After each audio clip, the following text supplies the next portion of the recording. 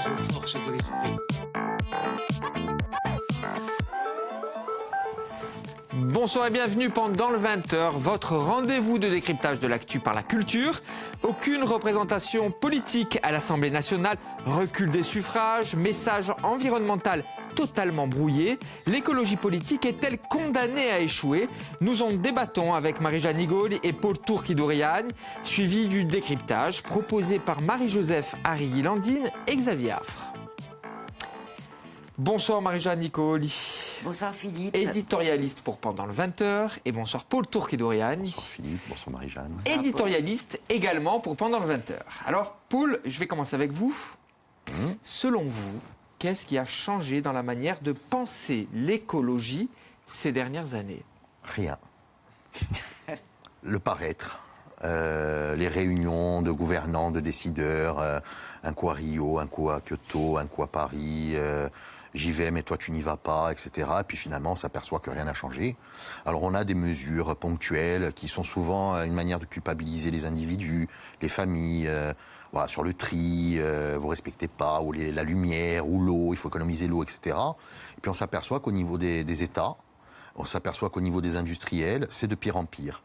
Alors, le côté bonne conscience, c'est que maintenant, ils payent des amendes qui représentent absolument rien. Quand ils les payent? Voilà, quand ils les payent de leur richesse. Et puis, au final, on continue quand même à faire des pubs pour expliquer aux gens qu'il ne faut pas allumer trop la lumière ou qu'il faut acheter des ampoules à 30 € pièce pour économiser l'électricité. Donc, je pense vraiment que là aussi, sans vouloir faire la zèze ou permanent, comme je le suis à chaque fois chez vous, Philippe, et dans la vraie vie, c'est quand même du gros paraître, même si, bon, on le voit, au niveau local, il y a quand même beaucoup plus d'implication dans la gestion. Voilà. Marie-Jeanne, du paraître, de la culpabilité envers l'autre, c'est cela, l'écologie politique? Disons que, en tout cas, oui, d'une certaine manière, je peux être d'accord avec ce qui vient d'être dit. Ceci dit, ça a été quand même les mouvements qui ont permis qu'on alerte l'ensemble des citoyens sur le danger qu'encourt la planète aujourd'hui et sur l'urgence de réagir. Alors c'est vrai que sur l'urgence à réagir, le temps politique est assez long et surtout il est lié à tellement d'intérêts qui n'ont pas vocation à se préoccuper de l'avenir de la planète que les mesures qui sont prises, si elles sont intéressantes au niveau du principe, sont relativement cosmétiques. Parce que on voit bien, et ça les scientifiques le disent depuis très longtemps, l'humanité se suicide. Ouais. Donc il faut vraiment y réagir, mais pour l'instant on assiste surtout à de l'affichage et des mesures extrêmement partielles. C'est le fameux Notre maison brûle de Jacques Chirac, le discours de Jacques Chirac à Johannesburg en 1998, je crois. Mais tout de même, alors on ne vit peut-être pas dans la même réalité tous les trois, mais moi j'ai le sentiment, très naïvement certainement, Paul, que nous sommes passés d'une société de l'indifférence. Il y a 30 ans, 40 ans, on ne parlait pas tellement d'écologie politique, à aujourd'hui une prise de conscience assez collective tout de même. Alors, ce qui est rigolo avec l'écologie politique, c'est qu'en fait, c'est un peu un cheval de Troie. Parce que, en fait, l'écologie, bien évidemment, c'est quelque chose de vivant et son rapport à son milieu. C'est la définition biologique, on dira biotique et abiotique.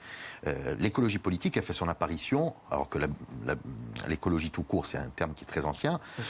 L'écologie politique fait son apparition dans les années 70. Et en fait, c'est le cheval de Troie d'une gauche déjà européanisante, à la Cohn-Bendit, etc., qui amène tout un tas de termes. Alors, le féminisme, la libération sexuelle, etc., et l'écologie en tête de pont.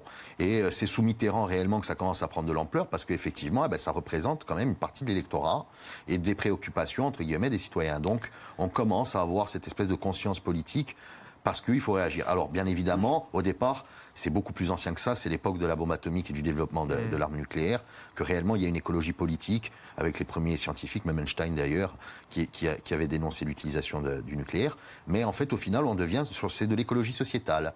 C'est-à-dire, on n'est plus dans le politique, dans les grandes décisions, en tapant du poing. Si réellement la maison brûlait et que tout le monde en avait conscience, les mesures seraient des mesures de rupture réelle. Or, on est dans le bricolage, voilà. Alors, c'est les ministères Paul a raison sur un point, sur le ministère de l'écologie. Ça a vraiment apparu dans les années 80 sous le septennat de François Mitterrand. On est passé d'ailleurs du ministère de l'écologie au ministère du développement durable, de l'environnement et retour à l'écologie. Ce sont des gauchos, les écologistes? C'est ce que nous dit Paul. Je vais me faire fusiller. Quand même, ça recouvre, la préoccupation écologique recouvre une réalité indéniable. Je crois que là, effectivement, les scientifiques le disent, la maison est en train de brûler quand même.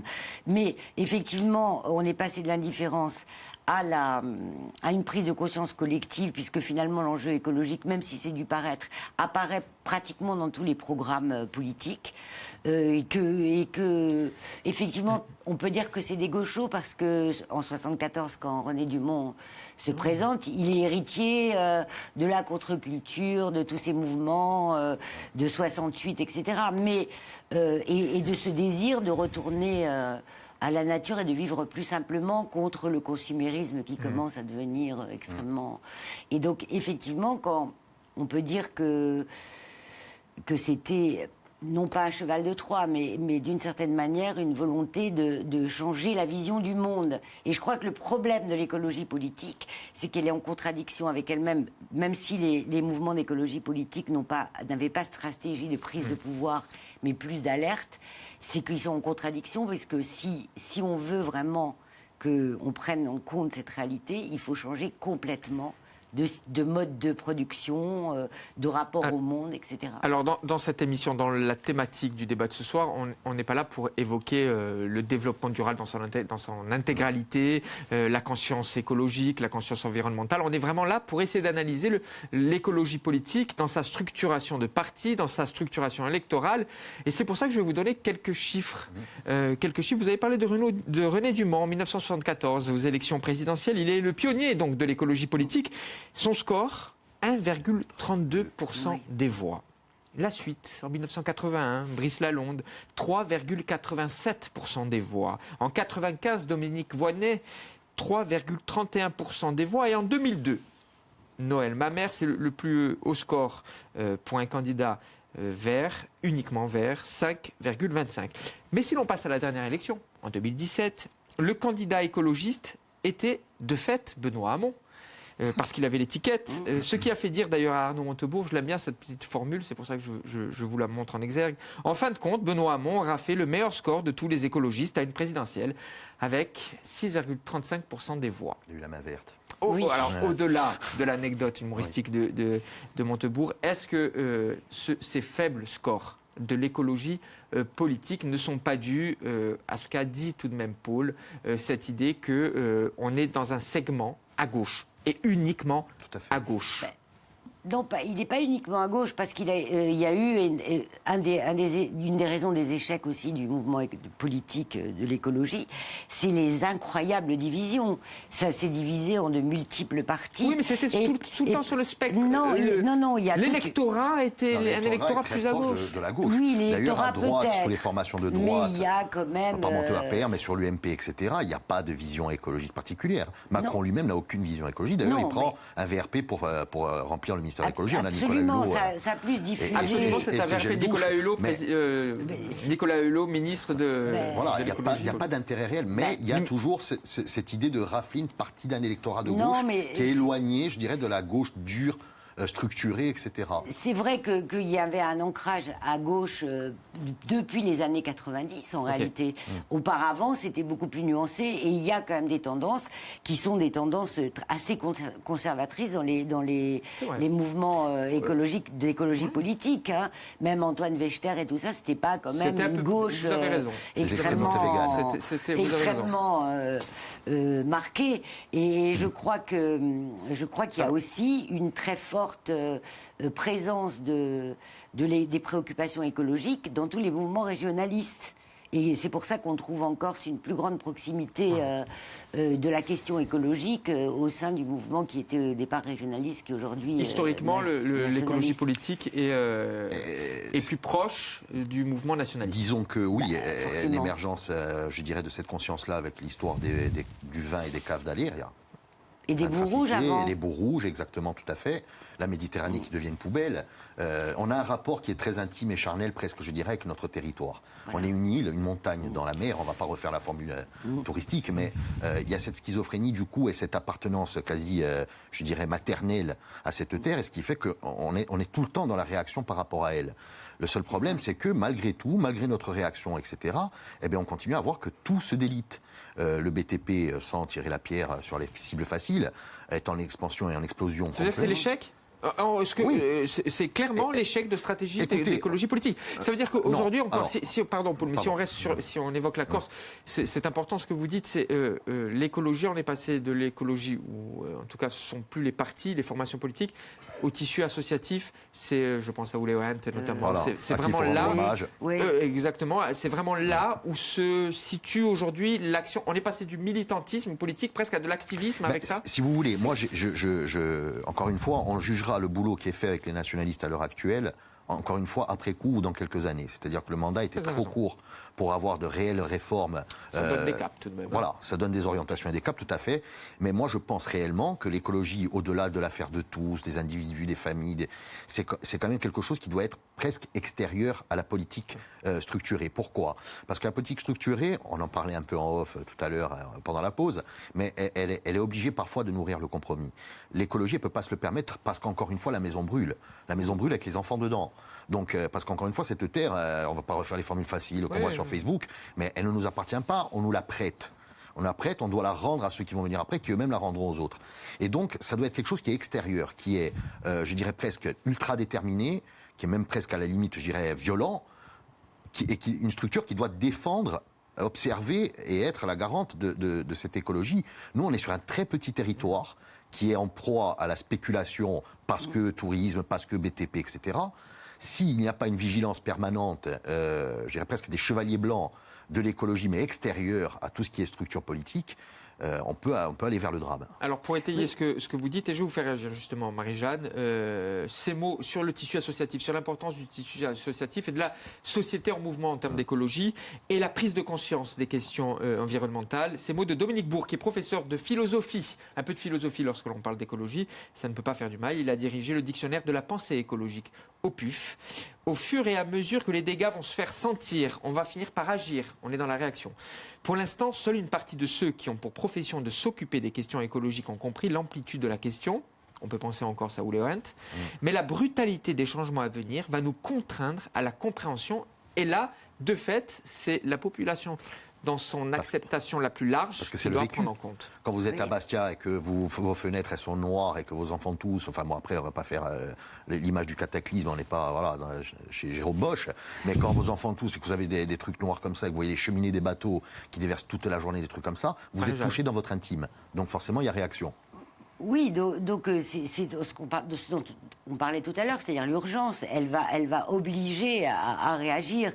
Et ça concerne en effet l'ensemble des citoyens.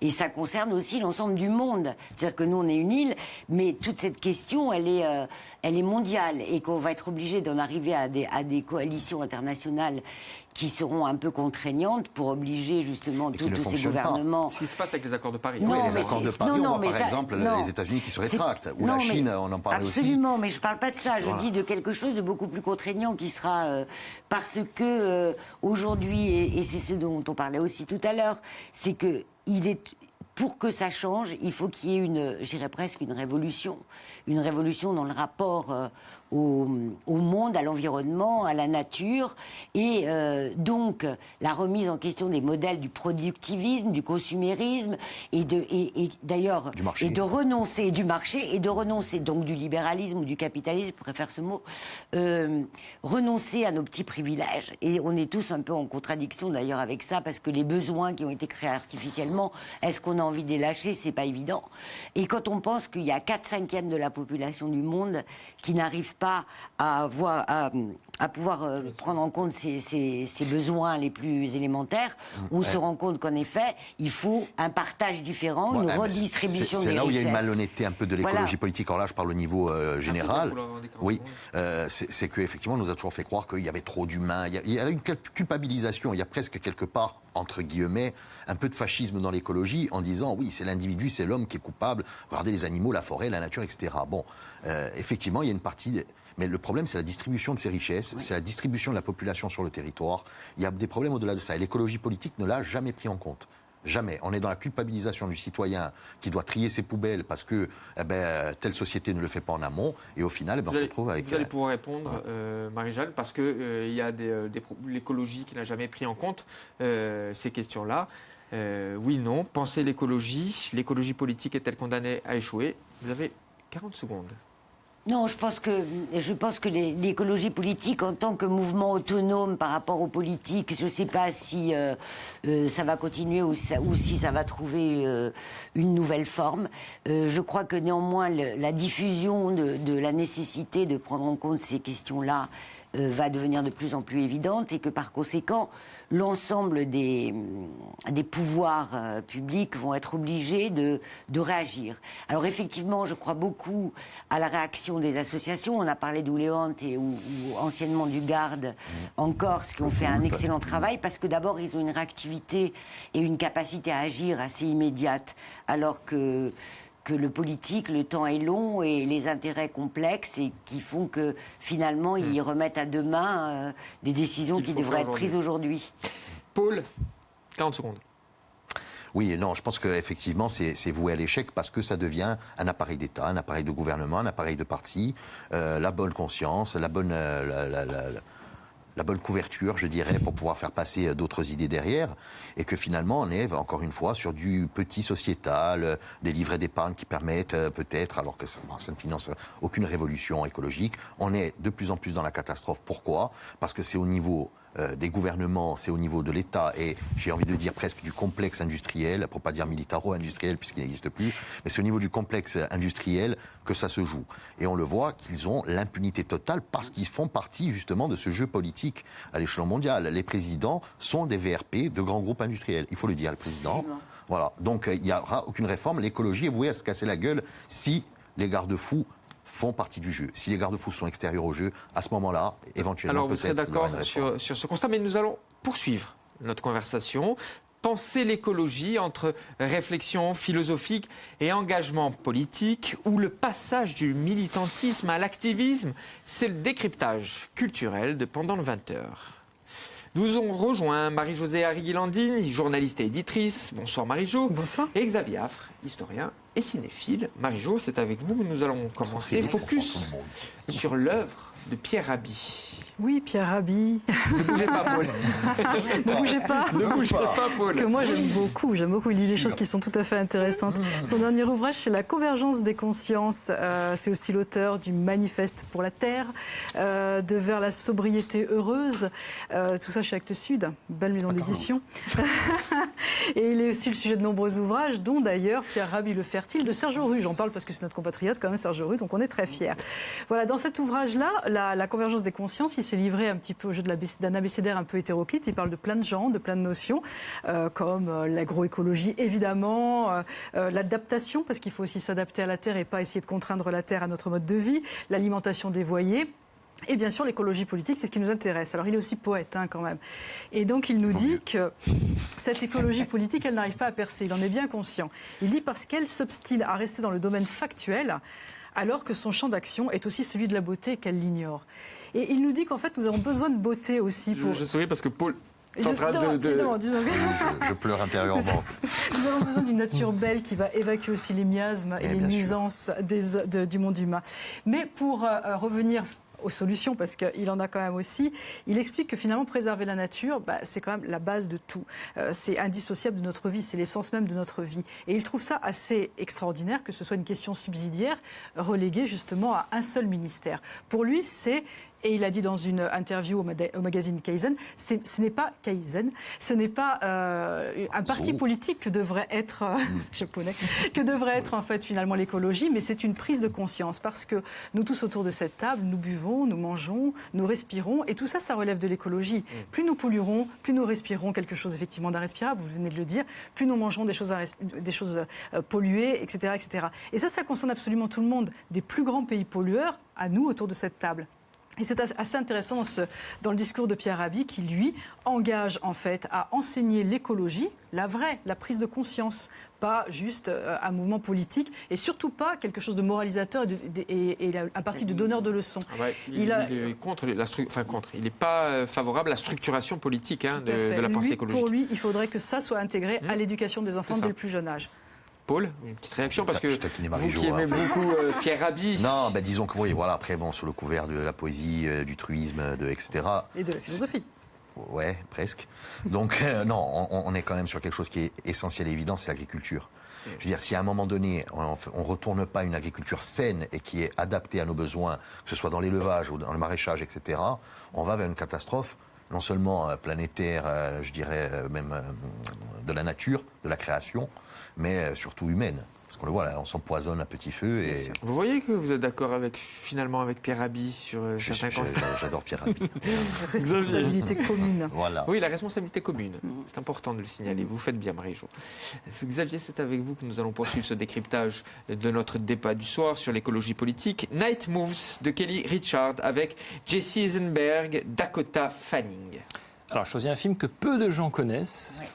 Parce que cette réalisatrice indépendante américaine, qui s'appelle Kelly Reichardt, fait des films extraordinaires. Le dernier, il n'y a pas très longtemps, s'appelait Certaines femmes sur des destins de femmes, était magnifique. Et on la connaît finalement assez peu. Et elle a fait un film, alors qui n'est pas directement sur l'écologie politique, mais qui traite quand même de ce sujet-là à travers trois militants écologistes plutôt radicaux, alors qui vivent ensemble. Voilà, il y a plusieurs origines, et puis certains sont moins radicaux que d'autres, mais ils discutent, et ils décident, comme on le voit sur les images, ils décident à mener une action. En gros, on le voit de suite, donc il n'y a pas de suspense véritablement, c'est faire sauter un barrage. Et ce qui est intéressant dans ce film, qui est alors anti-spectaculaire, c'est en gros, il ne se passe rien, mais il se passe beaucoup de choses en même temps. C'est-à-dire que c'est un film fort, vous connaissez mon goût pour l'inaction dans le film. Là, il ne se passe rien. C'est-à-dire que je l'ai vu avec des amis qui m'ont dit... Ils m'ont dit... C'est ennuyeux. Mais non, c'est pas ennuyeux parce qu'il se passe tout. Tout est dans les interstices, c'est dans les petits détails. Et justement, le rapport qu'elle a avec l'espace et donc la nature est fabuleux. J'ai rarement vu un film comme ça où on prend le temps de montrer les grands espaces. Elle est vraiment l'héritière des grands cinéastes américains qui montrent les grands espaces. Là, c'est l'Oregon, en tout cas. Et puis, elle pose plein de questions sur ce qui vient d'être dit tout à l'heure dans le débat aussi et même maintenant. C'est-à-dire que quand on défend une cause, jusqu'où peut-on aller ? Le passage entre, par exemple, le militantisme à l'activisme, puisque là c'est une opération quand même terroriste, il faut appeler les mots, il faut donner des mots sur des actions, faire sauter un barrage, avec des conséquences, sans trop en dévoiler, même s'il n'y a pas un grand suspense dans le film, avec des conséquences parfois très dramatiques. Et d'ailleurs la deuxième partie du film montre les personnages, une fois l'opération faite, sombrer dans la paranoïa et se poser beaucoup de questions, et c'est un peu ça. Bon, la réalisatrice a un rapport ambigu, elle ne condamne pas les militants écologistes, mais elle les regarde avec beaucoup de... comme une espèce d'entomologiste quand même. Des personnages un peu étranges qui sont tout seuls ou qui sont dans leur ferme écologique. Bon, mais le film est vraiment intéressant pour ça. Quand je l'ai vu, je me suis posé la question, ça pose la question de la cause. Finalement, c'est presque universel. Et elle nous dit qu'il n'y a aucune cause pure. Là, on le voit bien avec la cause écologique, ça pourrait être valable pour d'autres causes politiques, bien entendu. Mais pour moi, c'est un film essentiel. Mieux vaut voir ça. Vous voyez, par exemple, que le syndrome du Titanic de notre ministre de l'écologie. Voilà. Mais bon, voilà. Juste... Il fallait que vous nous balanciez. Il y a l'échantillon gel douche avec le Blu-ray, c'est ça. Juste pour que l'on saisisse aussi la question de l'écologie politique, ce qui est intéressant dans la proposition du film de Xavier, en écho avec les propositions des ouvrages de Pierre Rabhi, c'est cette idée du passage de l'écologie, je le répète, de structuration politique, de structuration électorale, parce que ça passe par là, à l'idée du militantisme associatif, de l'engagement individuel et de fait de l'activisme. On passe d'une pensée écologique à de l'activisme. Oui, on passe dans Pierre Rabhi, c'est quand même l'idée que c'est une prise de conscience individuelle et qu'il y a l'amour, le partage, l'amour des autres, etc. Mais il y a aussi cette nécessité de, ce qu'on disait tout à l'heure sur les associations, de réactivité rapide, et donc effectivement, on le voit aussi dans plein d'actions, y compris la ZAD, enfin les zadistes, etc. Effectivement, il y a aujourd'hui, et ça rejoint un débat sur les modes d'organisation politique aujourd'hui, de l'activisme qui revient de manière très, très forte. Et peut-être que c'est finalement une bonne chose. Les indices, pour qu'on le dise aux téléspectateurs, on recontextualise, ça se passe à Nantes, c'est l'aéroport, Oui, l'occupation.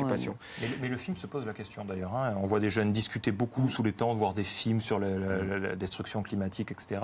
Et ils se posent la question, comment réveiller les consciences? Qu'est-ce qu'on peut faire, hormis se réunir dans des tentes, boire des coups, discuter, etc. Bon, ça reste quand même relativement boire limité. Du thé, dans une dernière émission, Paul Tour qui nous disait de boire du thé. Du thé. Voilà. Vert. Voilà. du thé vert. Mais ils se posent la question, comment on peut essayer d'imprégner les consciences, quoi. Et eux décident, dans le film en tout cas, de passer par un acte radical. Bon, après, Ce que ne propose pas Pierre Rabhi. Après, Non, pas du Non. tout, Rabhi, justement. c'est vraiment le concept de chacun à sa part. Chacun Bah, doit faire Mais sa part. c'est évident, sauf que c'est insuffisant. Oui, c'est insuffisant. chacun à sa part, c'est insuffisant. Mais c'est vrai que voilà, il le dit qu'il ne faut pas se dédouaner non plus. Il ne faut pas Non, s'en laver les mains. absolument. Chacun doit faire quand même. Voilà, ce qu'il peut. chacun doit faire ce qu'il peut, effectivement. Mais Oui, après, mais c'est insuffisant si au vous niveau êtes mondial. isolé, Bien sûr. je veux dire, l'individu, là, c'est pas assez, comme on le disait très justement. On voit Monsanto, par exemple, qui polluait des terres aux États-Unis ou ailleurs.